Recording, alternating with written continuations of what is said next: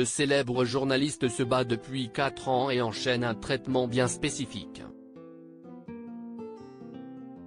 Face à Sophie Davant, il a donné de ses nouvelles. Et il ne cache pas que si sa maladie était apparue il y a quelques années, il ne ferait peut-être déjà plus partie de ce monde. Bernard de la Villardière, journaliste et présentateur d'enquêtes exclusives, depuis 2005, et Dossier Tabou, depuis 2016, lutte contre un cancer compliqué. Dans un extrait de son entretien avec Sophie Davant, pour son émission diffusée samedi 13 mai, le mari d'Anne de Savignac et père de 4 enfants, Caroline née en 1987, Marc né en 1988, Rémi né en 1992 et Nicolas né en 1993, a donné des nouvelles de sa santé. Je vais très bien. J'ai passé des examens, des radios, des scanners tout récemment, pas plus tard que cette semaine et les nouvelles sont bonnes, a-t-il déclaré. Un combat qu'il mène la tête haute même s'il est passé par de terribles moments d'angoisse comme il l'a ensuite expliqué.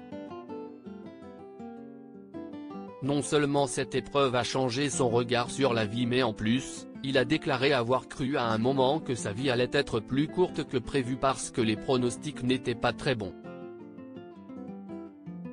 Un traitement à base d'immunothérapie. Bernard de la Villardière le sait, s'il va mieux aujourd'hui c'est parce que la médecine a fait des progrès, lui qui suit un traitement à base d'immunothérapie, qui consiste à administrer des substances stimulant les défenses immunitaires.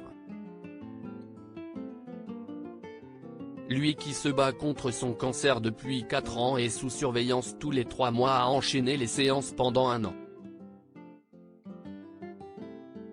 Il y a 12 ou 15 ans, peut-être que je serais déjà mort, donc c'est formidable, a-t-il déclaré. L'homme de 65 ans préfère donc parler franchement de sa maladie, notamment pour éviter les rumeurs.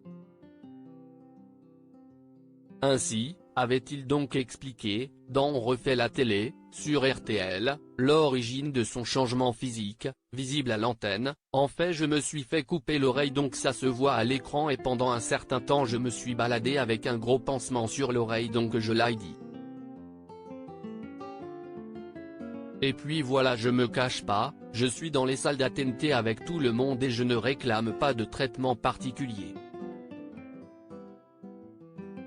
Pour Timag, Bernard de la Villardière avait aussi souhaité communiquer sur l'annonce de sa maladie et l'idée de la mort qui survient souvent avec. Cela a été un choc, mais je n'ai pas voulu que la maladie change mon existence.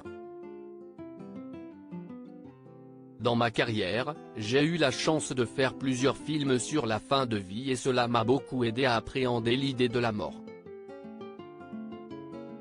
Mais laissons les pensées négatives de côté car aujourd'hui, comme il l'a dit, il va mieux.